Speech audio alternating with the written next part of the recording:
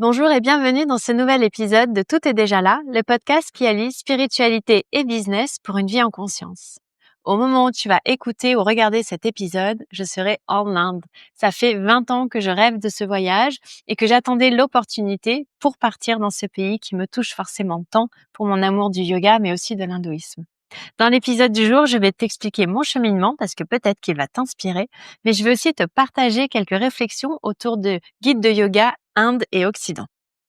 C'est parti. Donc déjà, il faut savoir que j'ai un lien avec l'Inde depuis que je suis petite.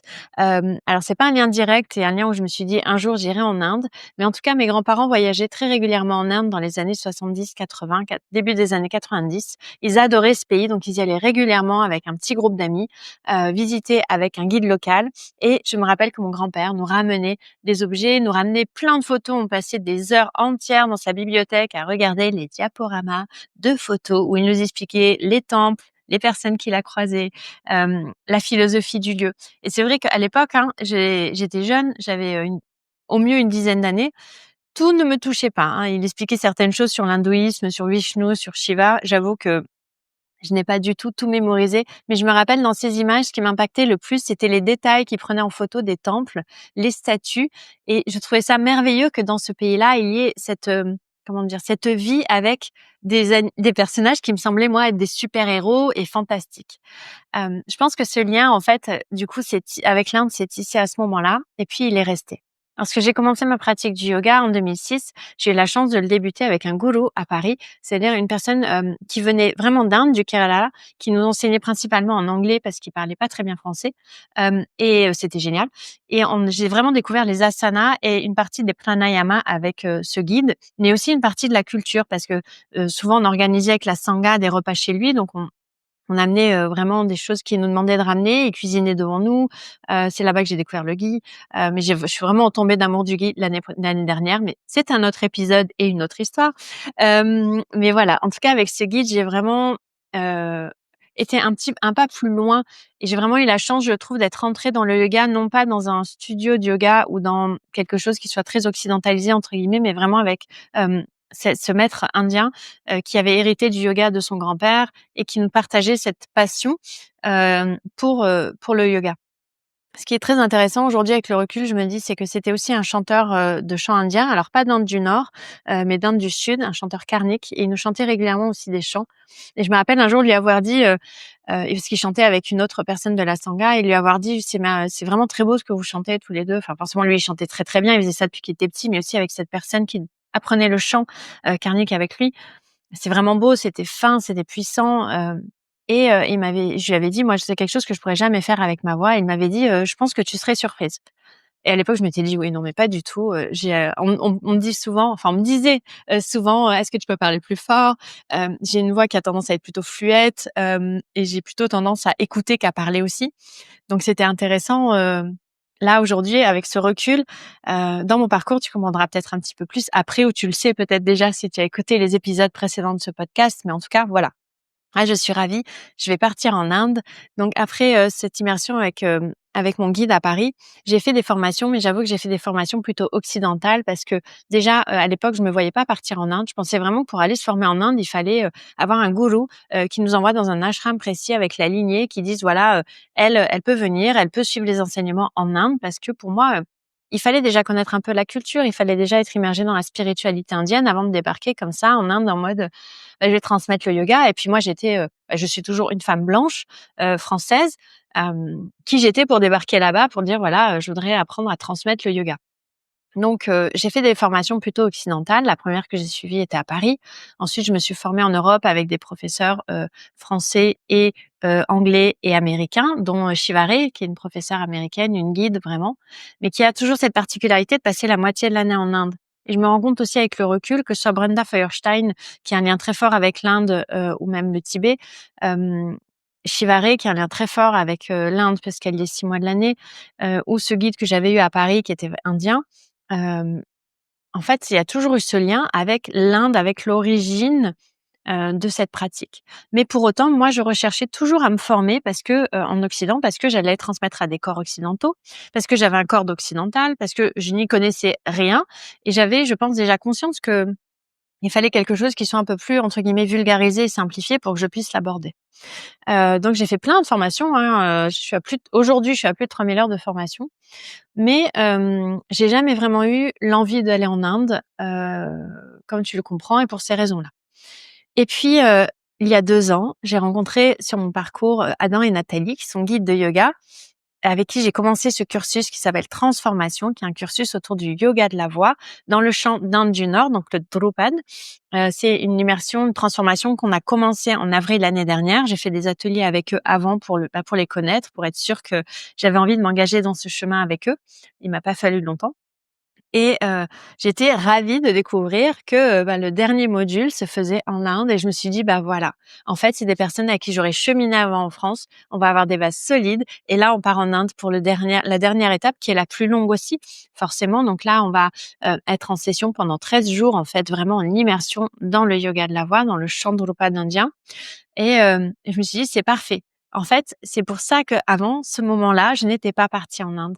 C'est comme ça que je le vis, c'est comme ça vraiment que tout m'a menée à ce moment-là et ça peut sembler perché, mais en fait, je pense vraiment que mon intention, ça a été d'avoir des bases un peu plus solides, d'avoir des connaissances un peu plus stables et de rencontrer le ou la bon guide et là, j'ai la bonne guide et le bon guide pour aller en Inde, faire cette première expérience.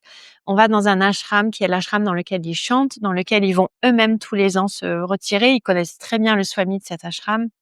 C'est un ashram qui est à l'extérieur, de Rishikesh, donc qui est un peu isolé. Il y a énormément de lieux sacrés autour, donc Nathalie nous disait qu'on irait sûrement, voir ces lieux-là avant de revenir. Hem Et du coup, je suis vraiment, là, je suis en joie de te dire que je pars en Inde. Donc au moment où j'enregistre cet épisode, je suis à 5 jours de mon départ pour l'Inde et dans 5 jours, je pars en Inde et je suis, impatiente d'y aller. Mais surtout, je réalise que j'y vais, j'ai aucune attente du coup parce que je me rends compte avec ce recul que j'ai beaucoup intellectualisé la philosophie du yoga. J'ai beaucoup pratiqué les asanas, je pratique régulièrement les pranayama et la méditation. Mais tout ça, en fait, ça a été beaucoup dans la tête et ça commence à descendre vraiment dans le corps que depuis 1 an et demi. Ça fait 1 an et demi que j'ai cette réflexion en moi quand je pratique ou quand je transmets de le yoga est au-delà de l'asana. Pour moi, l'asana aujourd'hui, est magnifique. Il nous permet de connaître notre corps, il nous permet de le maintenir en bonne santé en l'amenant, dans des amplitudes, dans des mouvements, qui lui permettent à la fois, de créer un stress pour que les tissus soient maintenus en bonne santé, de faire travailler le cœur, de faire travailler l'équilibre, de faire travailler la confiance en soi. Il va aussi les asanas vont aussi enfin, personnellement, en tout cas, les asanas m'ont vraiment permis de faire connaissance avec mes émotions, comment moi je les vis, comment, je les vis dans mon corps, dans quelle partie du corps, comment est-ce qu'elles se diffusent, qu'est-ce qu'elles me disent, en fait, de ce que je suis en train de traverser. Ça m'a aussi permis d'aller vers quelque chose de plus subtil, de me reconnecter vraiment à ma spiritualité et donc les asanas ont vraiment été une super clé d'entrée depuis 2006 dans le yoga, mais je vois bien depuis 2018, je suis allée vers le yoga nidra, le pranayama, le chant de mantra, la philosophie et en fait, de plus en plus, pour moi maintenant, les asanas sont des supports pour que mon corps soit maintenu en bonne santé, le mieux possible en tout cas, pour faire ses enseignements, pour suivre ses enseignements et pour pouvoir pratiquer dans des j'ai pas envie de dire de sphères, mais en tout cas dans des niveaux beaucoup plus subtils et beaucoup plus, profonds que le corps physique et la matière. Sans la préparation du corps avec les asanas, j'ai beaucoup de mal, par exemple, à méditer encore aujourd'hui. Les pranayamas, je sens bien qu'une fois que j'ai fait des pranayamas, derrière, j'aime, bouger mon corps lentement pour laisser circuler ce qui a été mis en mouvement. Mais parfois, j'apprécie aussi d'avoir une pratique intense, de laisser passer un peu de temps et de faire des pranayamas derrière, parce que je sens bien que mon mental se pose beaucoup plus facilement. J'adore le yin yoga et le restauratif, comme tu le sais, je forme au yin yoga, mais j'adore aussi la danse du dragon et le vinyasa et je forme d'ailleurs à la danse du dragon et au vinyasa et j'ai besoin des 2 pôles. J'ai vraiment besoin d'immobilité, de mouvement, j'ai besoin d'action et d'observation et les asanas m'ont apporté ça, mais je vois bien qu'aujourd'hui, le yoga est au-delà des asanas et si je suis sûre que toi aussi, comme moi, tu as entendu cette phrase des milliers de fois. Mais c'est depuis 1 an et demi vraiment qu'elle, s'engramme en moi et que je comprends vraiment en effet que le yoga, c'est au-delà des asanas. C'est au-delà de la posture. C'est tout ce qu'il se passe avant, pendant, mais aussi ensuite. Et c'est pour ça que je suis très contente là d'aller en Inde pour le yoga de la voix et que mon premier voyage ne se fasse pas pour des postures. parce qu'aussi Adam et Nathalie nous transmettent aussi cette passion qu'ils ont pour la philosophie. Et pourtant, ils en disent pas énormément, même si Adam, on a des moments où on échange, et lui nous partage sa connaissance.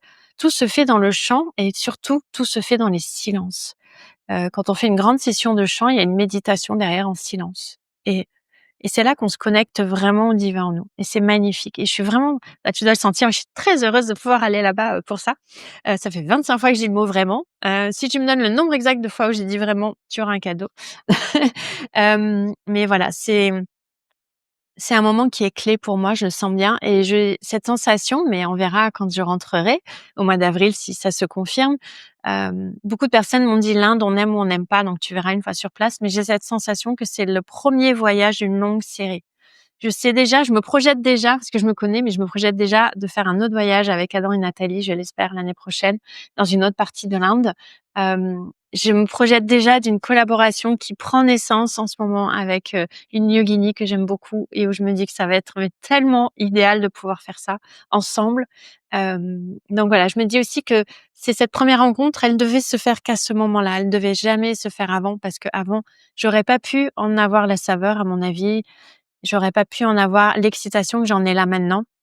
J'aurais peut-être eu la pression de devoir réussir, de devoir et là, je t'avoue que même si transformation, c'est, une formation, aujourd'hui, j'ai pas d'inquiétude d'avoir ou non l'attestation parce qu'en fait, je le fais pas du tout pour ça. Je le fais vraiment pour apprendre et grandir auprès de ces maîtres, mais aussi auprès de la sangha. On a un groupe de 9 personnes, de pouvoir vraiment grandir ensemble et d'observer ce qui se passe. Alors là, forcément, c'est facile de te dire ça, hein, tu dois le sentir, c'est très intellectualisé parce que c'est des projections. Donc je serais ravie, déjà de pouvoir, te débriefer à mon retour. Qu'est-ce qui était et qu'est-ce qui est en réalité maintenant revenant d'Inde? Mais là, à cet instant, en tout cas, j'ai aucune autre attente que celle d'arriver, sans problème à la douane, sans problème d'avion, sans problème de taxi. C'est les transports pour moi sont un peu source de stress, mais une personne de la sangha et une autre d'ailleurs, 2 personnes de la sangha, on va se rejoindre, donc je suis très rassurée parce que je vais pas être toute seule et et puis voilà, juste d'arriver en temps et en heure sans encombre. C'est tout, c'est la seule attente que j'ai. Poser ma valise et après observer, suivre ce qu'on me demande, apprendre, avoir vraiment cette soif de recevoir dans cet ashram, de découvrir la vie à l'ashram aussi que je connais pas du tout. On est dans une partie de l'Inde en plus, mais oh là là, où Hanuman est très présent.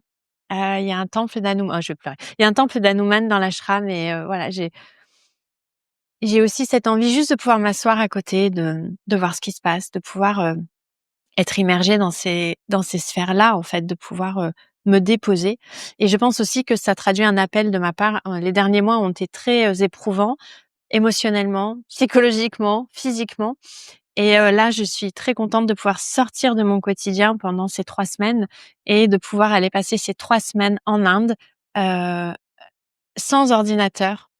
Et quand je te dis, j'ai encore le moment où je sens mon inconscient qui me dit encore: «Tu es vraiment sûre?» Mais oui, je vais partir sans mon ordinateur. Je pars là-bas, vraiment, il y a des personnes ici qui vont s'occuper de faire tourner Evolve Yoga, qui le font très bien et je vais confier mon bébé. Je me rends bien compte, hein, toi aussi tu as ça avec ton entrepreneuriat et ton activité, donc ton business, d'avoir du mal à le laisser, mais en tout cas voilà, je confie mon bébé Evolve Yoga, à des personnes de confiance, donc je sais que voilà et surtout je réalise, hein, très bien en partant là qu'il y aura pas mort d'homme au pire si, il y a des posts Instagram qui se font pas, si la newsletter part pas à temps, si les contenus sont pas parfaits, c'est totalement OK. On va tous survivre, n'est-ce pas? Je serai là au mois d'avril, on verra ce qui se passe après. Mais en tout cas, là, je pars vraiment donc sans mon travail. Je vais tricher un peu, j'ai mon carnet quand même, hein, mais sans mon travail, avec de la lecture. J'ai choisi 3 livres, un qu'on m'a prêté, je te partagerai si tu veux les livres que j'aurais lus, je te dirai un petit peu comment j'ai vécu ça. Mais en tout cas, voilà, je pars, hors de mon quotidien. Plus de réunions, pas de téléphone. C'est comme je pars 15 jours en Inde, le temps d'activer une carte SIM, moi je vais repartir. Donc moi je pars 3 semaines. Donc du coup, sans téléphone, j'aurai juste un peu le wifi là-bas, sans ordinateur, avec juste mon carnet, mes livres, heu et voilà et moi et j'ai vraiment hâte. Je rigole et je suis vraiment enthousiaste. J'ai hâte de le faire. Voilà, donc on va, pendant 10 jours, 12 jours, recevoir les enseignants d'Adam et Nathalie sur le yoga de la voix, participer à la vie de l'ashram et juste savourer ce séjour en Inde et 2 jours avant. Moi, j'arrive 3 jours avant 4 jours avant le début de la formation. Mais en tout cas, 3 jours avant, on va aussi, avec, 2 collègues de la Sangha, prendre, des taxis pour aller visiter les alentours avant la formation puisque je repars tout de suite après quand même. 3 semaines loin de mon conjoint et de ma poupette, ça va faire un peu long, donc j'aurais hâte de les retrouver, c'est sûr. Mais en tout cas, je vais en profiter à fond, c'est sûr. Tu peux compter sur moi. Je vais profiter à fond de ce voyage. Mmh. Cet épisode est à présent terminé. Merci beaucoup pour ton écoute. Si tu es encore là, j'imagine que tu aimes l'Inde ou peut-être que tu penses y voyager. J'espère que mon cheminement t'a inspiré et j'ai vraiment hâte de te raconter à mon retour au mois d'avril tout ce qui aura été, mais aussi tout ce qui sera à ce moment-là. Pour me soutenir ou soutenir mon podcast, n'hésite pas à me laisser un commentaire, 5 étoiles, un pouce, mais surtout à le diffuser autour de toi. Ça me permettra de rencontrer de nouveaux auditeurs et auditrices, mais aussi d'être beaucoup plus visible sur les plateformes d'écoute. On se retrouve la semaine prochaine pour une interview un peu particulière. Je recevrai Mathieu, mon conjoint, et on va échanger autour de la tech, du yoga et de l'équilibre vie pro, vie perso. Je te souhaite une très belle semaine. À bientôt.